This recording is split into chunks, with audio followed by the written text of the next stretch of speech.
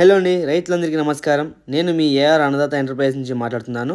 ఈరోజు మనం pi company వారి బ్రొఫ్రియా అనే రసాయనిక మందు గురించి పూర్తి వివరాలను తెలుసుకుందాం. పిఐ కంపెనీ వారి బ్రొఫ్రియాలో ఏముంటుంది, బ్రొఫ్రియా వల్ల ఉపయోగం ఏముంది, బ్రొఫ్రియా ఏ ఏ పంటలపై ఉపయోగించాలి, అదేవిధంగా ఎంత మోతాదులో వాడాలి అనే విషయాన్ని ఈ వీడియోలో పూర్తి వివరాలు మనం తెలుసుకుందాం.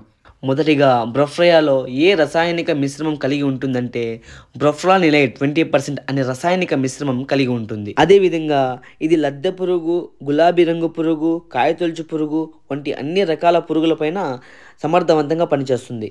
అంతేకాకుండా ఇది రసం పీల్చు పురుగులపైన కూడా సమర్థవంతంగా పనిచేస్తుంది. అంటే పచ్చదోమ, తెల్లదోమ, నల్లదోమ, అదేవిధంగా నల్లి, పేనుబంక వంటి రసం పీల్చు పురుగులపైన కూడా సమర్థవంతంగా పనిచేస్తుంది.